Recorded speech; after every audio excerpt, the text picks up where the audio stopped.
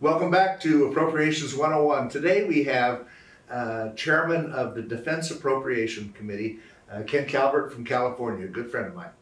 And the defense budget, the rest of us always complain that the defense budget takes up all the budget, but if you look at the discretionary spending, that 28% of the overall spending, defense uses about half of the discretionary budget. And the rest of us get by on the rest of it. But defense is obviously the #1 priority of this government, try to make sure that Americans are safe and stuff. And Ken's in charge of that appropriation, and he's right that there's more that needs to be done, frankly. So Ken, why don't you tell us a little bit about the defense budget, what some of your challenges are, what you fund, how much of it is actually for personnel and that type of thing. Sure.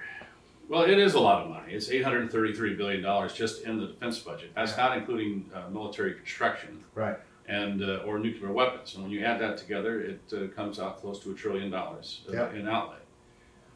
It's a lot of money. But as you take a look at it over historic precedent, over history, defense spending since the fall of the Soviet Union has continued to go down as a percentage of GDP. Yeah. And what has occurred is that the number of ships, number of personnel and so forth has declined along with it. And we're at a situation right now where we have potential adversaries such as China, which is growing their defense budget. Their budgets are secret, but we believe it's probably around 10% of GDP relative to ours, which is less than 3% of GDP. So it is a challenge, and we have challenges all over the world. Obviously, the Middle East problems have not gone away. Obviously, the problems in Eastern Europe, which we didn't foresee, and now obviously Ukraine and could potentially go further, and so we're extremely concerned about that, and that takes up a lot of resources. And we have to take this seriously because it affects every single American, it affects the world economy, it affects obviously our economy. And so we, as I know you do, takes our national security very seriously, and that's why we need to continue to fund the men and women who serve in the military. One point you made, about 63% of the defense budget goes to personnel and just general operations and maintenance. 63% of it. So right off the top, you got that. Yeah. And so when you start cutting the budget, it basically comes out of the procurement accounts. So procurement, what does that mean? Ships, planes, tanks, ammunition, all of those things you must have for the men and women who fight the military. And we have a slogan, which I know you agree with, is that our job is to take care of the men and women who serve in the United States military, to make sure they have the best lifestyle that we can afford, and that we give them the best equipment, and if we go to war, we win, they lose. And that's our job. And that's we take it very seriously, as I know the entire committee does, and we all work together to secure this country and to keep it free and safe.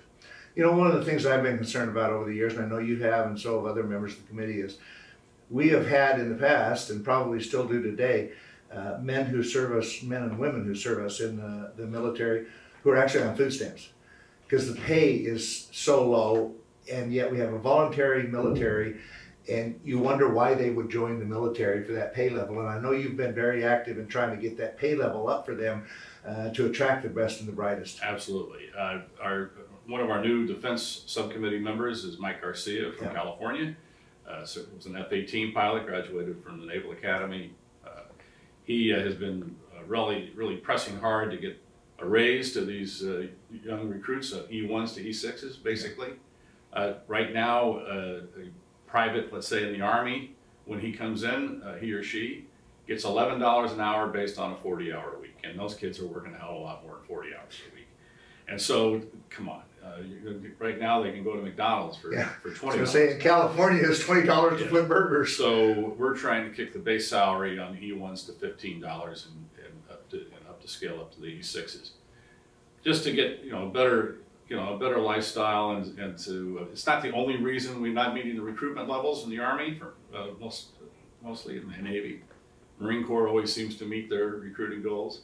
But we are having some difficulties, and we need to obviously have a better pay scale. What do we do about, you mentioned China and the amount of money they're putting into the resource. What's our Navy ship level compared to China's? China is approaching a 400 ship Navy. We're down to 280 ships. And the ships that the Chinese are building are very capable. They're building about 2 ships a month. By the way, you could take all the shipyards in the United States, both public and private, and they would fit in one shipyard in China. And that's just one of maybe a dozen shipyards of that size. Yeah. China right now in the world making over 50% of all operational ships in the world today. Wow. The other 2 countries that are making ships is South Korea and Japan. The United States, since we used to be the #1 ship maker in the world, and now we're way down. And so we've got to get our industrial base back. And of course, that's a lot of the. We spend a lot of money in the private sector developing the weapons and so forth, and research into those things. I've worried about hypersonic missiles that China has that we don't have, and that type of thing, and what it does to our defense. Right. We perfected the hypersonic missile. When we first developed it, I think it was the X-48 in 1997, I believe it was. Did the first successful test of the hypersonic missile, and it was done. It was a NASA test. It was offered to the Air Force, the technology. The Air Force turned it down. They said, "Well, we don't have an adversary that's worth using that kind of technology for," and so they turned it down. The Chinese promptly stole the R&D technology for that. They perfected it, and then now they've deployed it. They have over 1,000 hypersonic missiles deployed today. We have 0. So if we go to war, we're not going to have that capability. We have spent over $12 billion trying to develop a series of hypersonic missiles, both for the Air Force, the Navy, and the Army, and we have yet to have a successful test. We're hoping that that will happen later this year, and we're going to deploy the Army system. But we have to do things better. Yeah. We have kind of lost our way, Mike, as far as developing systems and weapon systems quickly and to get these in the warfighter's hands as quickly as possible. Yeah, and that is absolutely critical. And it is, the rest of us on the various appropriations committee always complain to Ken that he's taken all the money so that we can, but as I said, the #1 priority of this government is and should be defending the country. Absolutely. And that takes some money. There's just nothing you can do about it. And we can do some reform. We need to do some reforms in the Pentagon. Yeah. And the numbers of civilian employees, let's call it middle management, has grown over the years. And we need to take a hard look at that. And we're not going to fire anybody, but over a period of time, using technologies and so forth, we can start bringing down the level of civilian employees and bring it back into a ratio, historic ratio, which would free up a substantial amount of money that we can use for procurement for these new weapon systems that our men and women need, the warfighter needs. So I want to push to do that, and I push to change the procurement system on how we procure anything that we buy. Yeah. Also how we do our business operations. The largest enterprise in the world is the Department of Defense. And so we have millions of people that work in this industry, and both public and private. And we are still doing business the way things were done in the 1960s. So that has to change. You know the old stories about the $100 coffee pot and stuff, because it's all developed for a specific thing, and they don't have that. They don't buy or develop hundreds of thousands of them to sell to the public, but it's developed for this plane and stuff. And so all of a sudden you got a $100 coffee pot or $500 hammer or whatever, and that once that word gets out, then everybody thinks, well, it's just wasting the government stuff. Yeah, and that's absolutely true. I mean, that's why we need to use commercial off-the-shelf technologies and integrate that into the military. Look, the private sector does a better job in software development and the artificial intelligence world, and a lot of the technologies that are being developed. It used to be the Department of Defense through DARPA or through IARPA, all these various, alphabet soup of organizations that I have to look at their budgets. were the big dog. They had all the money. Well, that's not the case today. Yeah. The R&D money is going into the private sector. Yeah. And they're way ahead of us. And so we've got to join with them to create innovation and to bring these new systems to bear for the benefit of the warfighter. That's why we created the department, the DIU, which Doug Beck heads over there, which is the Defense Innovation Unit.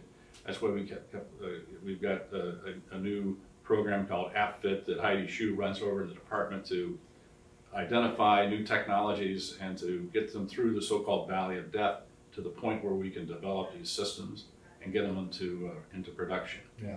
And it's been successful.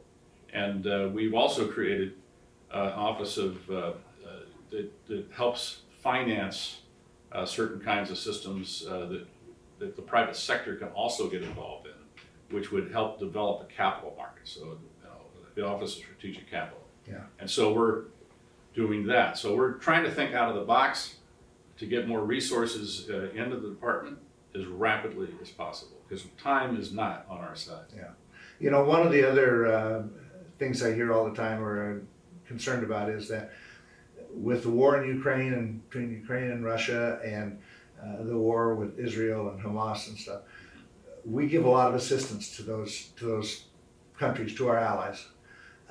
What does that do to our defense? Well, you know, we have a shortage of certain munitions. So who would have thought that we would have had a shortage of 155 rounds, which are, you know, artillery rounds, in a war in Europe that looks like World War I? Yeah. Who would have thought in a war in Europe, where probably by the end of this year, if it continues at the same rate, over 1 million people will be dead and injured between the Ukrainians and the Russians. 1 million people. These are young people, generations within those countries. It's disgraceful. War never should have happened. Yeah. But weakness is provocative. And what happened in Afghanistan, the failures in Afghanistan led people to believe that the United States was weak. I believe that was part of Putin's motivation to go into Europe, to the Ukraine. I think it was part of the motivation on some of these terrorist organizations to, especially with Hamas, to attack Israel. Yeah. And so we're helping our allies. We're giving them munitions, long range, what we call long range fire, Gimlers, certain kinds of missiles that give them certain capability, but we don't have an unlimited amount of inventory. And we have to have some that we hold back in case we need that. Well, a lot of what we gave to Ukraine, I understand, was our military supplies, and now we're trying to replenish our supplies and stuff. That's correct. A lot of that, too, I should say, was the expiration date had already hit. The Ukrainians said, we'll destroy those weapons for you. And so we were able to send a lot of the old 155 rounds, a lot of the old equipment and so forth that was slated to be replaced. And so now we're going to replace that with new equipment and new ammunition for our own inventory.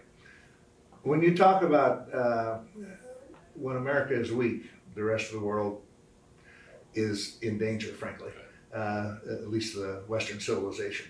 I worry about China is sitting and watching what's happening between Ukraine and Russia, how we're responding. They're watching what's happening in Israel and stuff. And I'm nervous about Taiwan and China. Yes. As you know, Mike, 90% of the chips made in the world are made in Taiwan. And every technology that we have out there, whether your television or your radio or whatever you have, your car, your truck, everything, heavy equipment, how we move products, all have these chips in them. And if China was able to take Taiwan, they would have us in a very difficult situation. Yeah.